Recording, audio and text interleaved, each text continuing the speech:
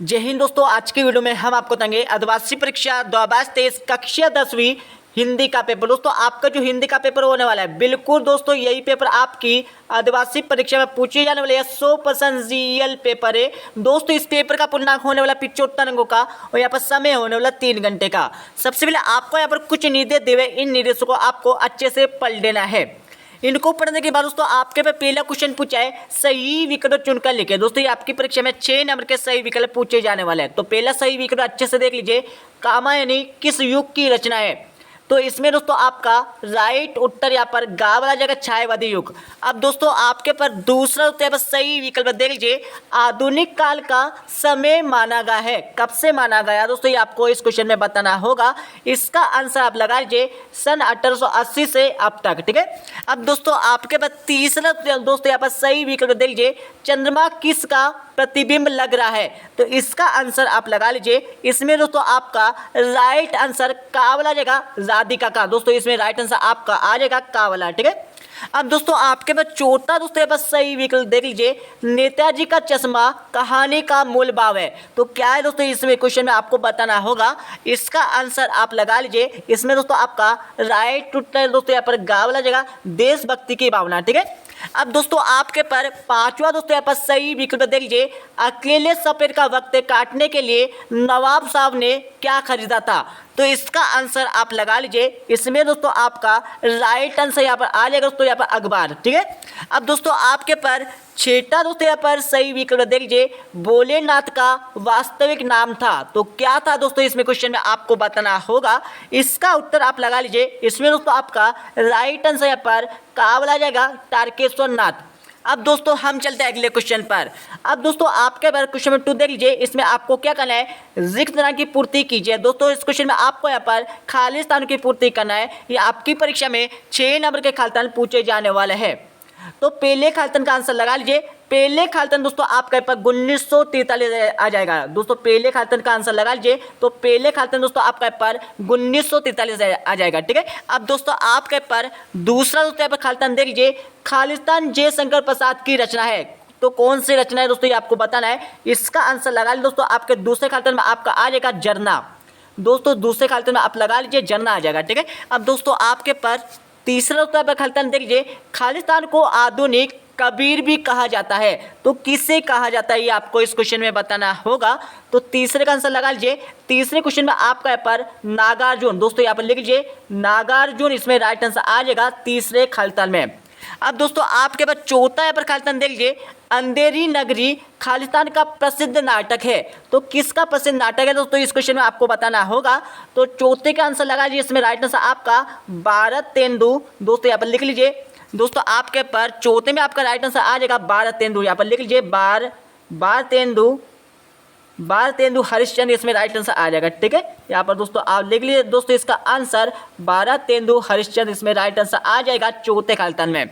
अब दोस्तों आपके पर पांचवें खाली स्थान देख लिया, पूछा है रस खाली स्थान के अंग है। दोस्तों रस किसके अंग है दोस्तों, इस क्वेश्चन में आपको बताना है। ठीक है। दोस्तों इसका आंसर लगा लीजिए। रस दोस्तों यहाँ पर 4 होते हैं। ठीक है। तो 4 दोस्तों रस के आपके 4 अंग हो जाएंगे। ठीक है। अब दोस्तों आपके पर छठा दोस्तों यहाँ पर खाली स्थान देख लीजिए, गोपियों की मन की बात खाली स्थान ही रह गई। तो इसका आंसर लगा लीजिए। दोस्तों इसमें छठे क्वेश्चन में आपका यहाँ पर मन में आ जाएगा। दोस्तों इसमें आपका मन में ही रह गई। ठीक है। तो इसमें राइट आंसर आपका मन में ही आ जाएगा। ठीक है। अब दोस्तों आपके पर प्रश्न 3 देख लीजिए, जिसमें आपको क्या करना है, सही जोड़ी का मिलान करना है। ठीक है। ये आपकी परीक्षा में 6 नंबर की सही जोड़ी पूछी जाने वाली है। ठीक है दोस्तों। तो फटाफट से सही जोड़ी का मिलान कर लीजिए। ठीक है। तो पहले में दोस्तों आपका हालिल पक्षी में दोस्तों आपका ये आ जाएगा। ठीक है। लास्ट वाला आ जाएगा आपका दोस्तों कलस्तर आ जाएगा। ठीक है। पहले क्वेश्चन में दोस्तों आपका यहाँ पर मतलब पहले सही जोड़ी भी मिलान आ जाएगा। ठीक है, पहले का। ठीक है। अब दोस्तों आपका दूसरा देख लीजिए, आप पूछा है अंक वाली रचना। दोस्तों अंक वाली रचना क्या कहलाती है? तो दोस्तों अंक वाली रचना दोस्तों आपका एकांकी कहलाती है। ठीक है। अगला देख लीजिए, मुंह में राम बगल में चूरी।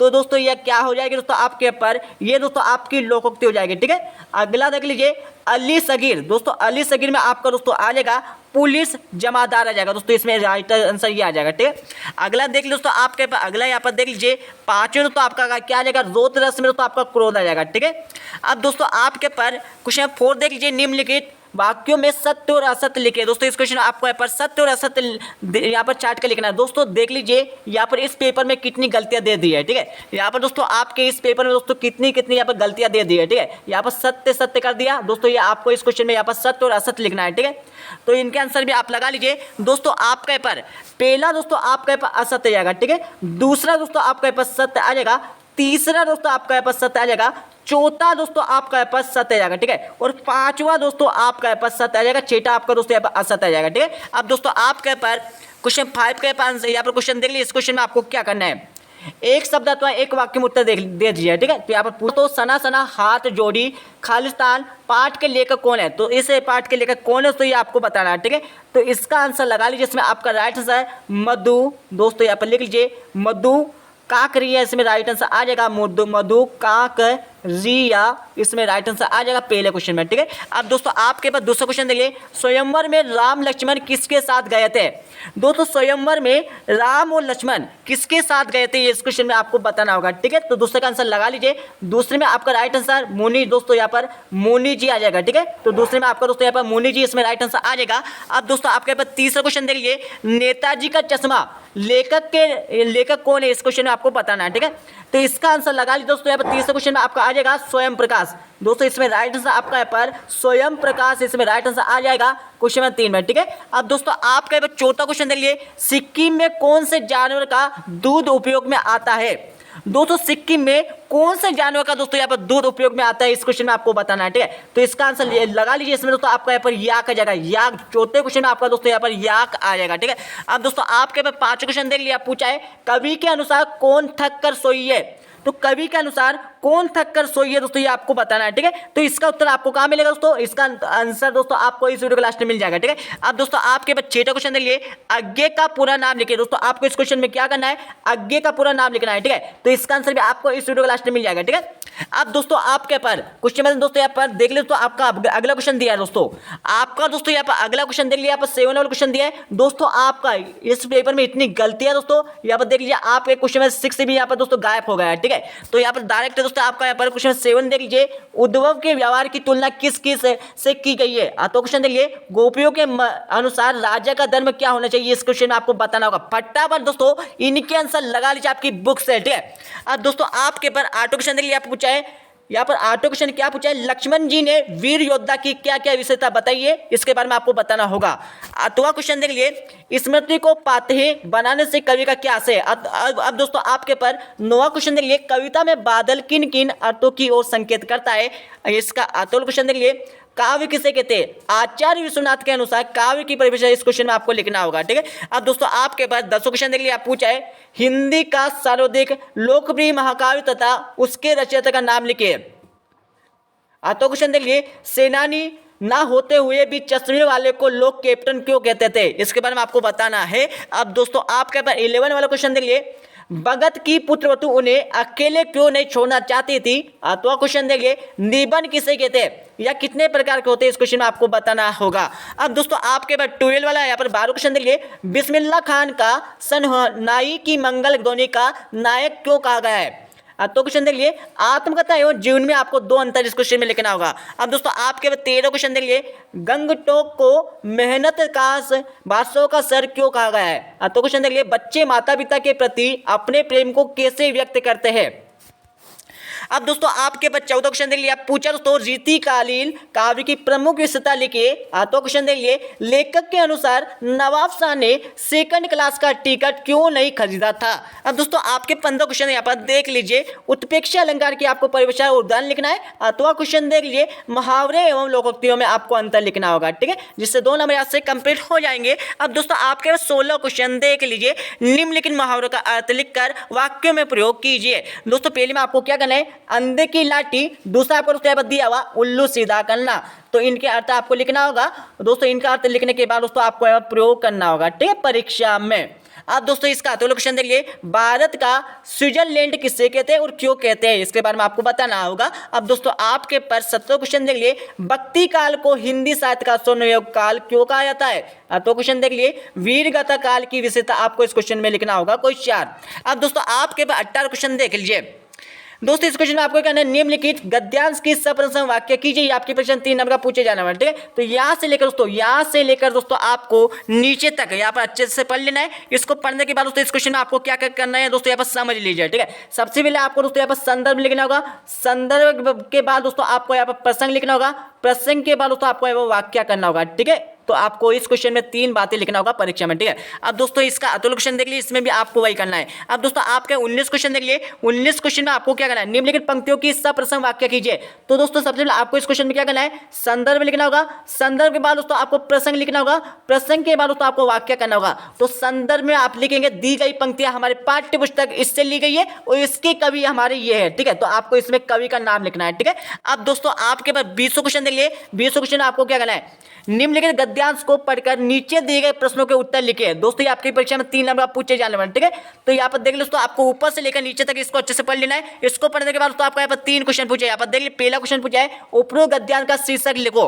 दोस्तों पहले क्वेश्चन में आपको क्या करना है, यहाँ पर इस गद्यांश का आपको शीर्षक लिखना है, ठीक है। तो मानव का आकार, मतलब दोस्तों यहाँ पर मानव का आकरण दोस्तों इसमें लिख सकते हैं दोस्तों इसका शीर्षक। अब दोस्तों आपके पास अगला देख लीजिए, यथार्थ मनुष्य किसे कहते हैं। तो इसका आंसर आपको यही से मिल जाएगा दोस्तों, ठीक है। अब दोस्तों आपके पर तीसरा क्वेश्चन देखिए, उपरोक्त गद्यांश का सारांश आपको लिखना है। इस गद्यांश का आपको सारांश इस क्वेश्चन में लिखना है, ठीक है। अब दोस्तों आपके पर 21 क्वेश्चन देखिए, अपनी निर्धनता का उल्लेख करते हुए अपने विद्यालय के प्राचार्य जी को शुल्क मुक्ति के लिए आवेदन पत्र लिखे अथवा क्वेश्चन यहाँ पर देख लीजिए, यहाँ पर पूछा है, ठीक है। तो आपको दोनों में से एक क्वेश्चन का आंसर याद कर लेना है। अब दोस्तों आपके पर 22 क्वेश्चन देख लिए, 22 क्वेश्चन आपको क्या करना है, निम्न में से किसी एक विषय पर आपको रूपरेखा लिखना है, ठीक है। सिर्फ रूपरेखा इस क्वेश्चन में लिखना होगा।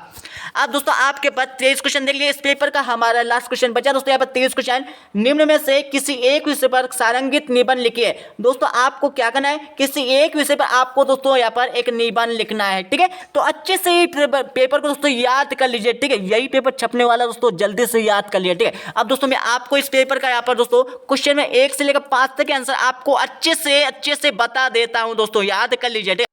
अब दोस्तों यहाँ पर इस पेपर का अच्छे से यहाँ पर दोस्तों इसका सॉल्यूशन देख लीजिए, ठीक है। तो आपका पहला क्वेश्चन पूछेगा दोस्तों, आपका यहाँ पर सही विकल्प वाला, ठीक है। तो पहले में दोस्तों आपका गा वाला आ जाएगा, दूसरे में दोस्तों आपका गड़ी वाला आ जाएगा, ठीक है। तीसरे में दोस्तों आपका यहाँ पर का वाला आ जाएगा, ठीक है, कमला मतलब कमल वाला, ठीक है। चौथे में दोस्तों आपका यहाँ पर गमले वाला आ जाएगा, और पांचवें दोस्तों यहाँ पर दोस्तों खरगोश वाला आ जाएगा, ठीक है। और छठे में दोस्तों आपका यहाँ पर का मतलब कमला वाला आ जाएगा, कमला या कमल वाला आ जाएगा, ठीक है। अब दोस्तों आपका यहाँ पर अगला देख लीजिए, यहाँ पर क्वेश्चन 2 में आपको क्या करना है, खालिस्तान की पूर्ति करने के लिए बोला गया था। तो पहले में दोस्तों आपको 1943 आ जाएगा, दूसरे में दोस्तों आपका जन्ना आ जाएगा, तीसरे में दोस्तों आपका नागार्जुन आ जाएगा, चौथे में दोस्तों आपका भारतेंदु हरिश्चंद्र आ जाएगा, पांचवें दोस्तों 4 आ जाएगा, छठे में दोस्तों आपका मन में आ जाएगा, ठीक है। अब दोस्तों आपके पे क्वेश्चन 3 का आंसर देख लीजिए, जिसमें आपको सही जोड़ी का मिलान करने के लिए बोला गया था। तो यहाँ पर सही जोड़ी का मिलान आपको अच्छे से दिया हुआ है, तो इसको अच्छे से याद कर लीजिए, ठीक है। अब दोस्तों आपका अगला क्वेश्चन देख लीजिए, यहाँ पर क्वेश्चन 4 में आपको दोस्तों यहाँ पर सत्य और असत्य लिखने के लिए बोला गया था। तो पहला दोस्तों आपका असत्य आ जाएगा, दूसरा दोस्तों आपका सत्य आ जाएगा, ठीक है। तीसरा दोस्तों आपका सत्य आ जाएगा, चौथा दोस्तों आपका सत्य, पांचवा दोस्तों आपका सत्य, और छठा दोस्तों आपका यहाँ पर असत्य मतलब गलत आ जाएगा, ठीक है। आपको परीक्षा में सत्य असत्य लिखना है, गलत और सही नहीं लिखना है, ठीक है। अब दोस्तों आपके क्वेश्चन 5 देख लीजिए, यहाँ पर पहले में दोस्तों आपका यहाँ पर मधु कांकरी आ जाएगा, दूसरे में दोस्तों आपको मुनि जी आ जाएगा, तीसरे में दोस्तों आपका स्वयं प्रकाश आ जाएगा, चौथे में दोस्तों आपका याक आ जाएगा, ठीक है। और पांचवें दोस्तों यहाँ पर इसका आंसर यहाँ पर दिया हुआ है। अब दोस्तों आप छठे का आंसर देख लीजिए, इसमें आपको आगे का पूरा नाम लिखने के लिए बोला गया था।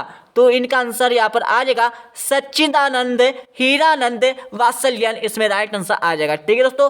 अब दोस्तों आपको क्या करना है, क्वेश्चन 6 से लेकर 23 तक आंसर आपको दोस्तों फटाफट आपकी बुक से देखकर याद कर लेना है। तो मिलते हैं अगले वीडियो में, जब जय हिंद वंदे मातरम।